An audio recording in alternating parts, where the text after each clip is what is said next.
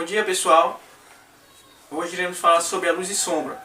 E logo em seguida vamos mostrar algumas obras que usaram bastante, né, a luz e a sombra. Luz e sombra. A sombra e a luz são fenômenos do mesmo lado. Se não há luz, não há sombra. E cada tipo de luz produz uma sombra diferente.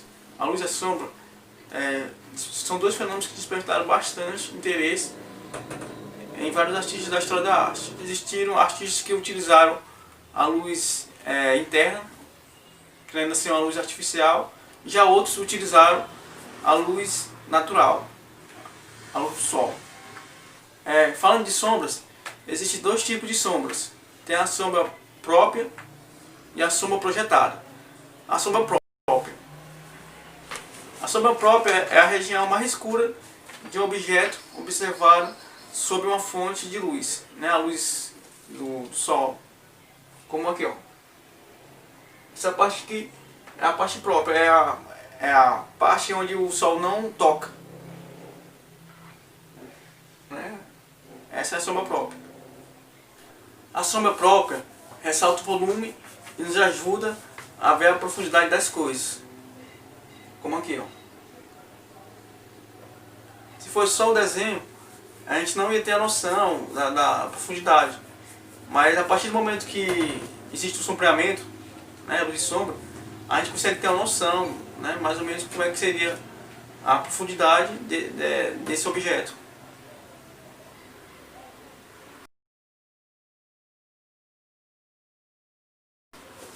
Já as sombras projetadas são todas as sombras projetadas pelo objeto em uma determinada superfície. Nesse caso aqui, a superfície seria a mesa.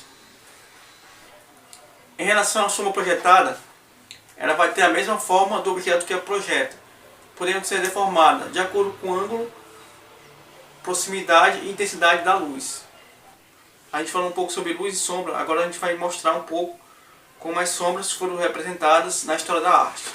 Foram criadas várias técnicas para tentar reproduzir de modo fiel a questão das sombras. Uma delas é o esfumato.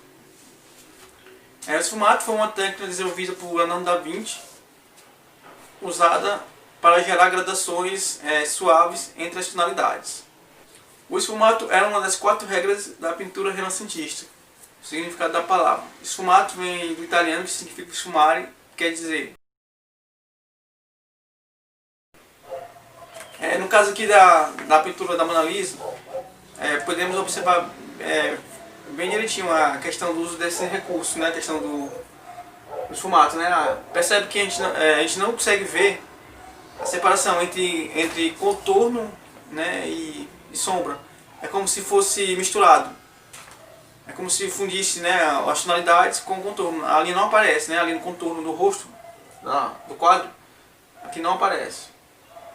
Para ficar o mais próximo da realidade. Se a gente for observar, na verdade, as coisas não tem assim linha, né? Essa técnica do esfumato, ela também, além de ela poder ser utilizada nas pinturas, podemos também utilizar nos desenhos, né? Como eu já tinha falado de outras vezes. Outra técnica criada para fazer sombreamentos nas obras, além do esfumato, existe também uma técnica chamada de chiaroscuro, quer dizer claro ou escuro. Também mais uma, né, criada por Da Vinci, Leonardo da Vinci.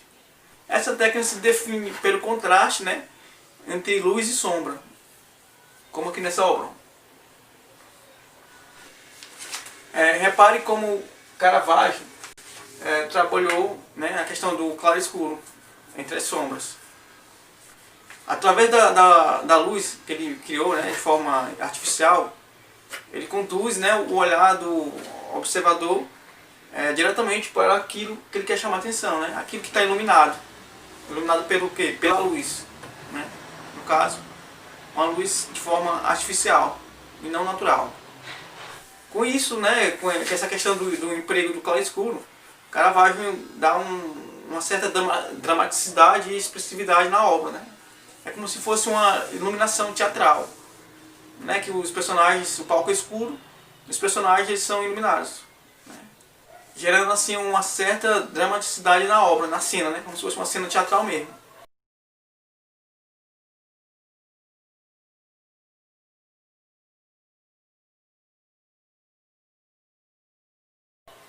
Bom, gente, é só isso. Até a próxima.